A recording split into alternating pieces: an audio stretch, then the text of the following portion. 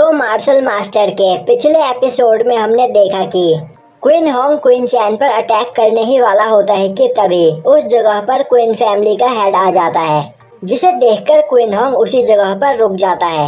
और अब queen family का हेड लेडी जाओ पर गुस्सा करते हुए उन सभी को वहां से भगा देता है। अब वह क्वीन चैन की ओर आगे बढ़ता है और उसकी स्वॉर्ड उठाकर उसके हाथ में देते हुए बोलता है कि यह स्वॉर्ड काफी खतरनाक चीज होती है, तो तुम्हें इसका इस्तेमाल संभल कर करना चाहिए।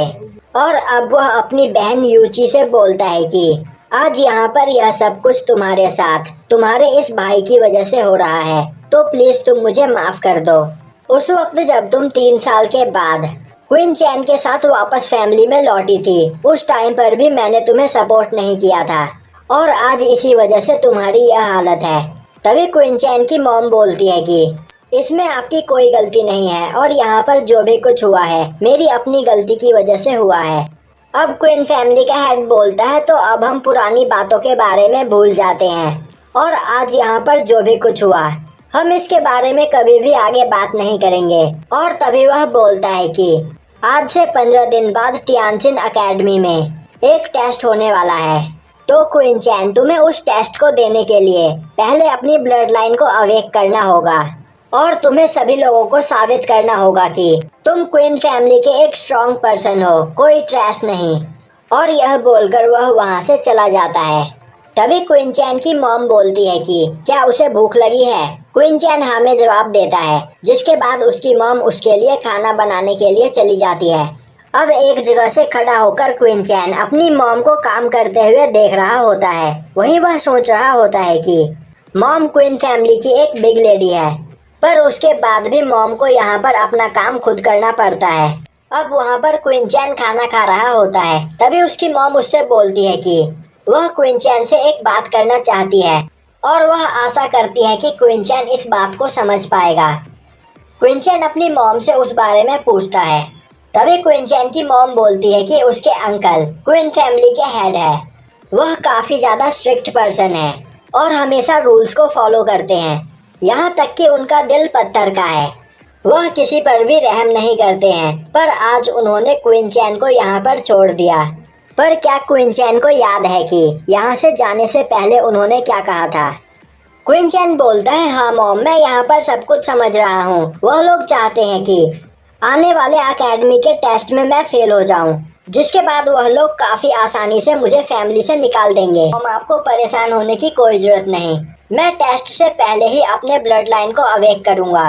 यह सुनकर उसकी मॉम उसे मोटिवेट करती है। वहीं पर वह सोच रही होती है कि क्वीन चैन अब 16 साल का हो चुका है, पर 2 साल पहले ही उसका ब्लड लाइन अवेक हो जाना चाहिए था।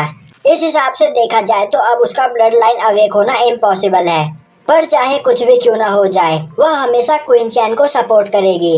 अब दिखाया जाता है कि लेडी जाओ एक जगह पर बैठी होती है। तभी वहाँ पर क्वीन फैमिली का हेड आ जाता है। अब लीन फैमिली के हेड को देखते ही लेडी जाओ गुस्से से चिल्लाते हुए बोलती है, क्वीन युआंग होंग, आखिर आज तुम्हें हो क्या गया था और उस वक्त तुम क्वीन चैन का पक्ष क्यों ले रहे थे और तुमने वहां पर सभी के सामने मेरी इंसल्ट की। आखिर तुम वहां पर करना क्या चाहते थे।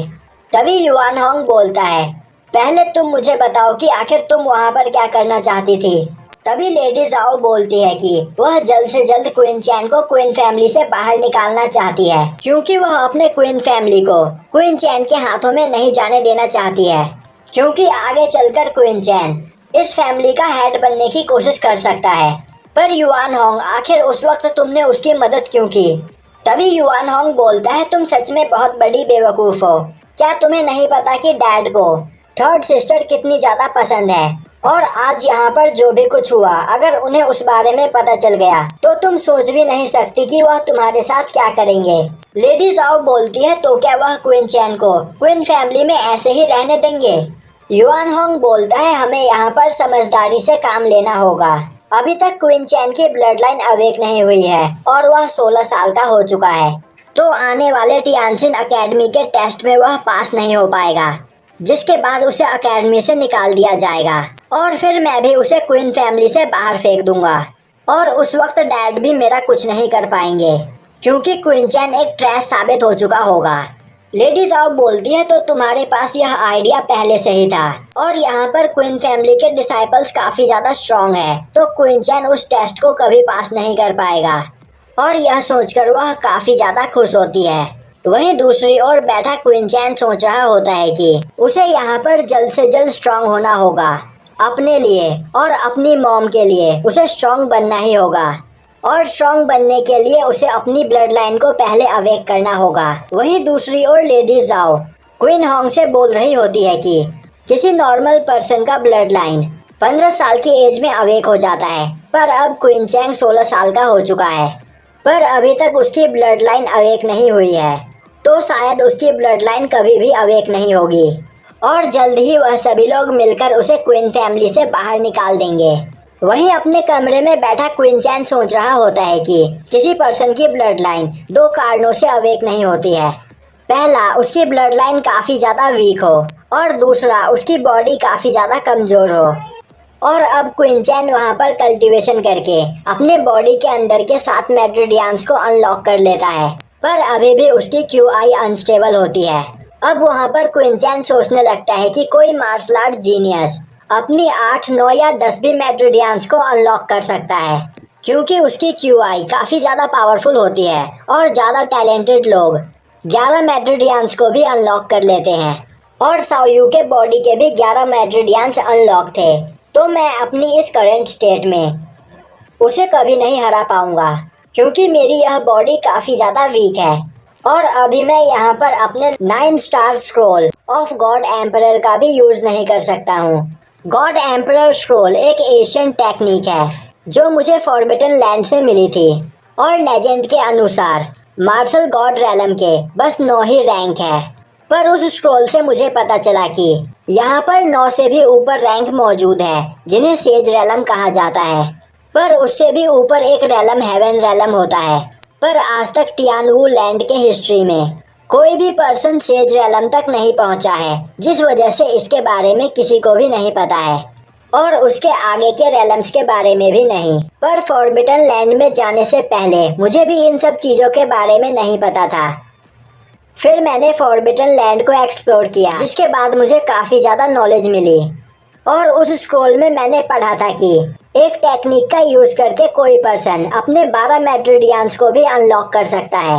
मार्शल आर्ट के सबसे टैलेंटेड पर्सन भी अपने बस 11 मेट्रोडियंस को ही अनलॉक कर पाते हैं, पर उस टेक्निक का यूज़ करके मैं 12 मेट्रोडियंस को अनलॉक कर सकता हूँ। और तभी उसे कुछ याद आता है और अब वह भागते हुए कहीं जाने लगता है और अब वह रास्ते में सोच रहा होता है कि अपने मेट्रोडियंस को अनलॉक करने के लिए उसे डिवाइन नीडल्स की सहायता लेनी होगी, जिसके बाद वह डिवाइन नीडल्स को बनाने की चीज़ें ढूंढने के लिए निकल पड़ता है। और अब वह भागते हुए एक पवेलियन में आता है। वहीं पर वह सोच रहा होता है कि यह पवेलियन टियानवू लैंड का सबसे बड़ा पवेलियन है, तो क्या उसे यहाँ पर डिवाइन नीडल्स बनाने का सामान मिलेगा। और अब वह एक लड़की के पास जाता है, जो लड़की उसका वहाँ पर वेलकम करती है और यहीं पर यह एपिसोड ख़त्म हो जाता है।